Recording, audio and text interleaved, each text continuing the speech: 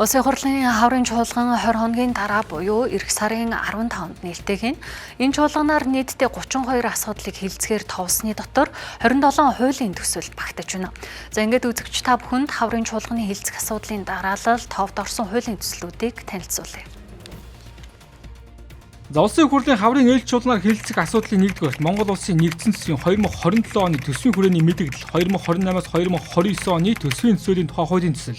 За хоёрт Монгол улсын хөгжлийн 2027 оны төлөвлөгөө батлах тухай улсын хурлын тогтоодын төсөл.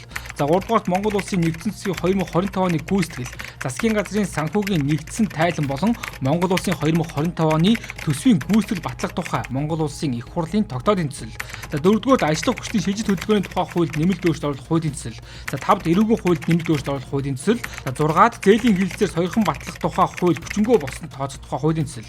7-д цагдаагийн албаны тухай хуульд нэмэлт өөрчлөлт оруулах хуулийн төсөл. За 8-д нийгмийн даатгалын ерөнхий хуульд нэмэлт өөрчлөлт оруулах. За 9-р нийтийн албан тушаалтны хууль бус хөрөнгийг иргэний журмаар нэхэмжлэх, нөхөн төлөвлөх тухай хуулийн төсөл болон хамт өргөн мэдүүлсэн хуулийн төслүүд. За 10-р эрүүгийн хуульд нэмэлт өөрчлөлт оруулах тухай хуулийн төсөл болон хамт өргөн мэдүүлсэн хуулийн төслүүд. За 11-р төрөөс төмөр замын талаар баримтлах бодлогын хэрэгжилтийг хангах зарим арга хэмжээний тухай улсын их хурлын тогтоодын төсөл. За 12-т нэмэгдсэн өртгийн алтан татврын тухай хуульд нэмэлт өөрчлөлт оруулах хуулийн төсөл.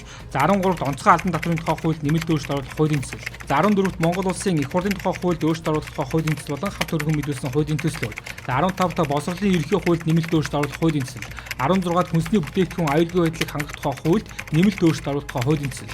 За 17-д улс төрийн намын тухай хуульд нэмэлт өөрчлөлт оруулах хуулийн төсөл. За 18-д Монгол улсын их хурлын чуулганы хуралдааны дэгийн тухай хуульд нэмэлт өөрчлөлт оруулах тухай хуулийн төсөл. За 19-д үндэсний их баяр наадмын тухай хуульд нэмэлт өөрчлөлт оруулах хуулийн төсөл.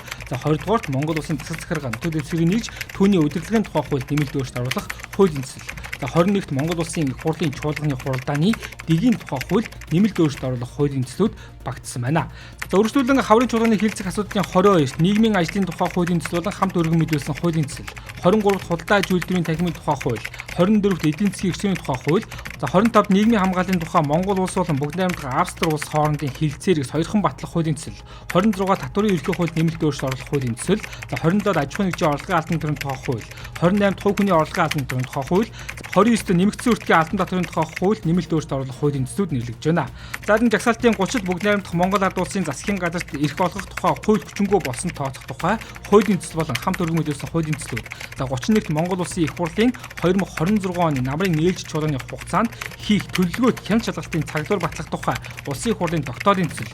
За 32-т Монгол улсын их хурлын 2026 оны намрын ээлжид чуулганаар хилцэх асуудлын тухай Монгол улсын их хурлын тогтоодын төслүүдийг тус хилцэхээр товлсон байна.